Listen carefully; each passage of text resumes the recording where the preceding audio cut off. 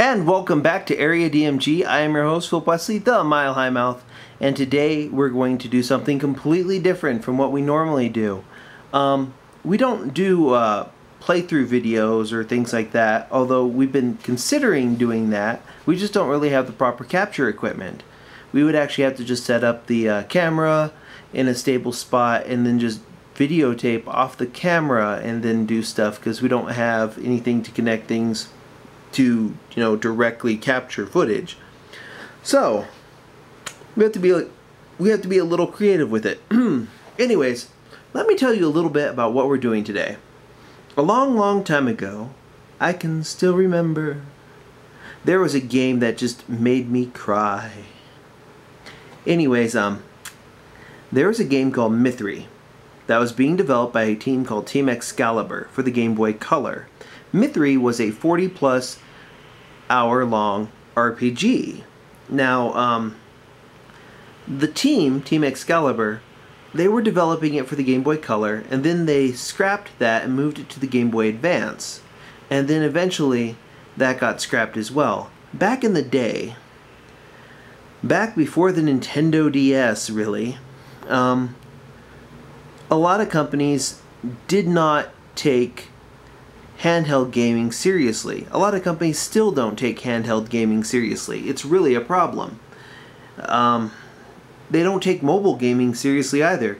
And here's where the ironic part of this comes from. Anyways, there's a thing called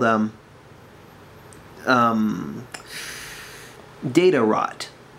Data rot causes programs to become unstable over time. So I was having some trouble with some of the emulators on the computer in running this particular ROM. Now, if it had been hard-coded to a Game Boy Color card or something, it would be completely stable, for the most part. But unfortunately, I don't have that equipment. So, this is probably, well, I found out that the only emulator that would play this demo all the way through today, because Windows 7 just has all sorts of troubles with emulators and Windows 8 isn't even better, was this one on my phone. So I'm gonna play through the hour-long demo for Mythri without any buttons on a phone.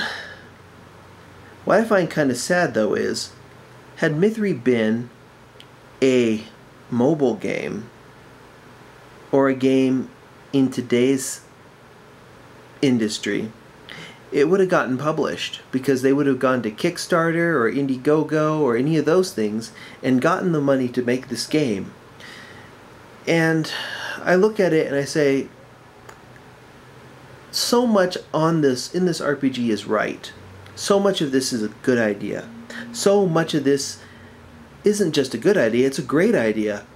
I mean, the Game Boy Advance game looked wonderful. The Game Boy Color game looked phenomenal too, as you're going to see. In fact, this demo was distributed to people to try and convince them to publish it. And this demo goes through about an hour worth of content. Okay? You get to see some of the battle engine. You get to see a good small chunk of the plot. It sets up other locations. You get to hear a lot of Jake Kaufman's wonderful music. Jake Kaufman is Virt. Virt has done all sorts of soundtracks for games like Shantae Risky's Revenge. He's done a lot of I think he worked also on Shovel Knight, as well as a bunch of other things. The guy is a musical genius.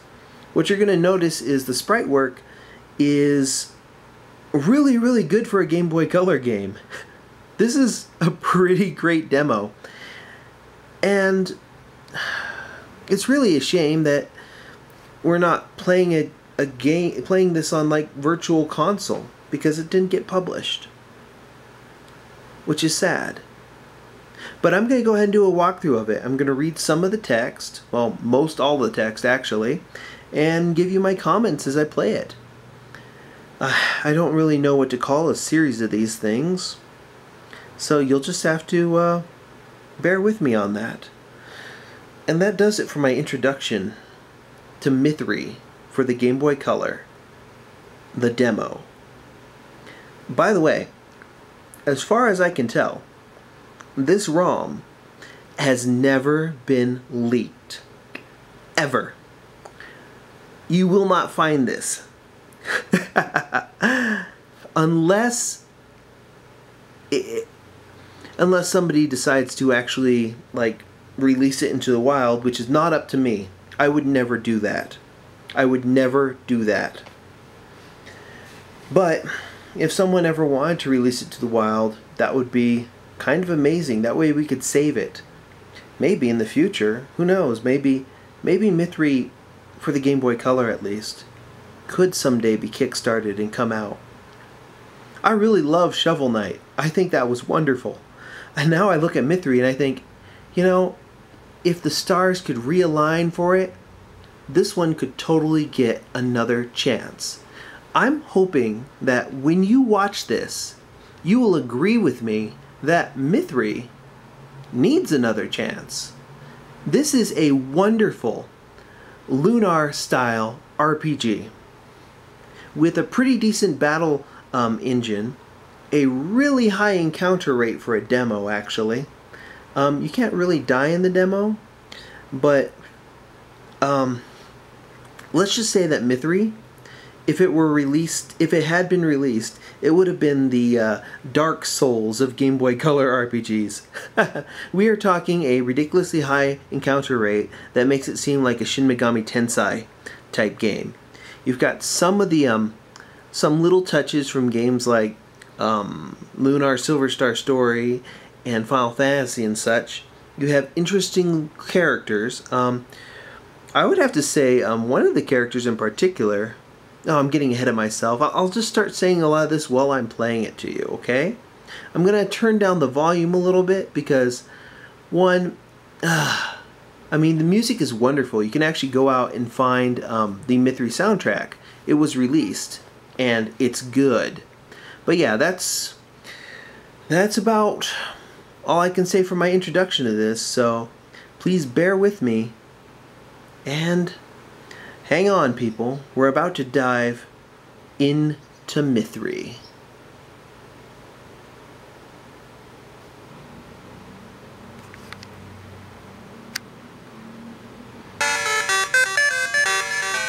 I love that. Presented by somebody.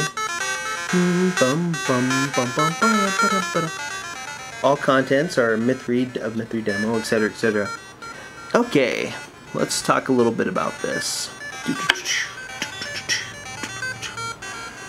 Oh, you've got new game, continue. There would have been 3 save spots. A versus mode, which I don't know what that would do. And over here, if I hit the A button, we'll go to a debug menu, which sometimes crashes on almost every emulator. It needs to be a hard-coded thing. But here, let me check something interesting about this. If I hit the B button, I can change the music.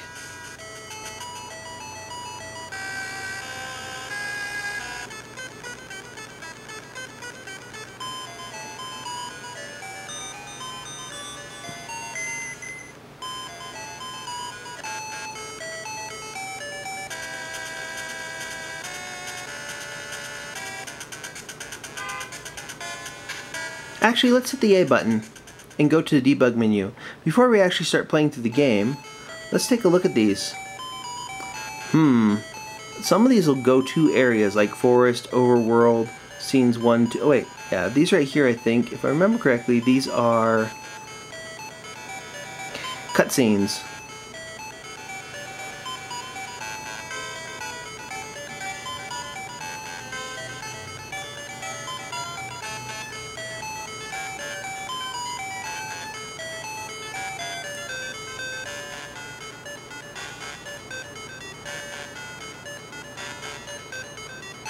As you can tell, these are kind of amazing looking for a Game Boy Color game. And since there wasn't another one in there, it actually crashed. Like I said, the debug menu tends to crash it. So we're going to go ahead and hit reset, and then I'm going to show you the other side of the debug menu. Mulesys X Audio Tools, licensed by Factor 5. Factor 5 got so much out of the Game Boy Color in terms of sound. I mean, seriously, geniuses. I mean, the development tools anyways. Some of the best. Let's go back over here. Here's an odd one about this. Sometimes in dialogue, there's little windows like this that show up.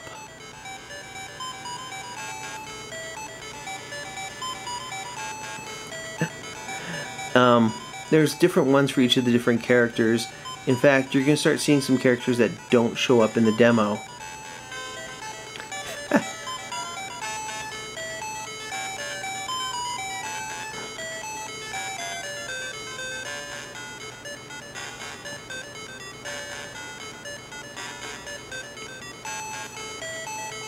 I don't know really what's happening in any of these things. I do find these kind of amusing. The character there with the green hair, his name's Kagaru? Kagaru? I might be mispronouncing that. But he's pretty interesting in that he's a clinically depressed RPG character. I know, that sounds generic and stuff, right? He's like, oh, it's probably lost in memory, etc., etc. No, he's genuinely depressed. And his dialogue actually reflects that a lot better. You always find those people in RPGs are like, my parents are dead, I'm a smurf. I don't know who that was. I'm assuming that's probably a villain. At some point. God, I hope that's another villain. That better be a villain. I don't know what's happening here. But it makes me think of tacos for some reason. Yep. Next on free. We will find them. The people. Defend the tree. I don't know what that is. It's probably some type of glitch. Because like I said, the debug thing is kind of unstable. Yep. Some more things. I think that's Masingo. I don't know. That's another Pokemon. Now I have 3,500 of some items. Master Balls for everybody. And there we go. And that one crashed it. But yeah, like I said, the debug mode tends to crash these things. So let's get back into the actual game and, you know, show off the actual game. Oh, another thing, actually, before I do that, I think I'll show off the other stuff on there too. What's in the debug menu? Bum ba bum bum ba bum ba bum ba bum. Let's go up. I think, okay, this one's a forest, and then that one over there is an old mine. So let's go into this old mine.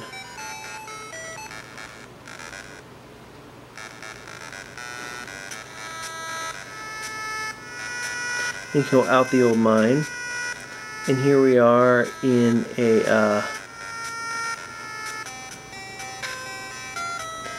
like, I think that's like the first little town that you go to.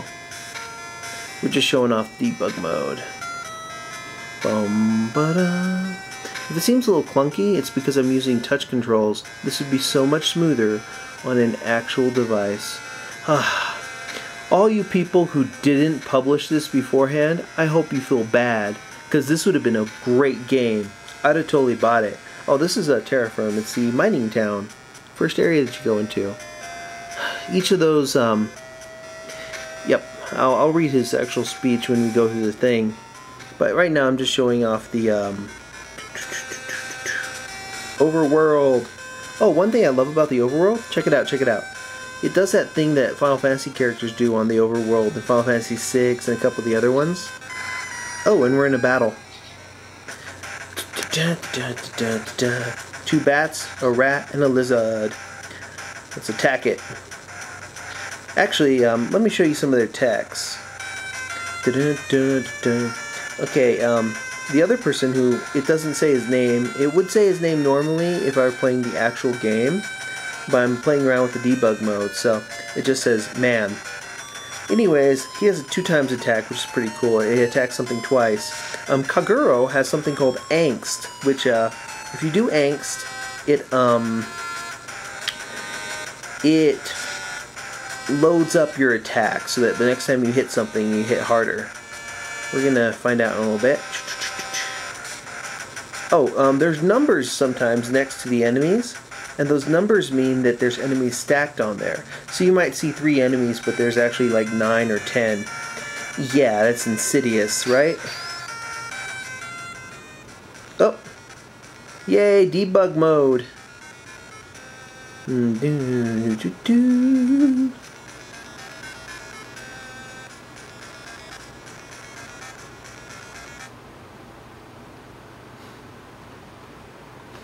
That's what I mean by kind of unstable. After that spectacular crash in the debug menu, let's go to the last option in the debug menu. Remember, you can change the things there. Hit A. That one over there is the overworld thing. It shows off the little town, and this one shows off a forest environment. What's interesting is I'm not sure where this forest environment is in the game. In fact, I think it's just kind of original. It's kind of just for this. I haven't seen this environment in the game, in the demo. What's kind of interesting about it is there's also, let's see if I can find these. There are hidden areas that you can go through.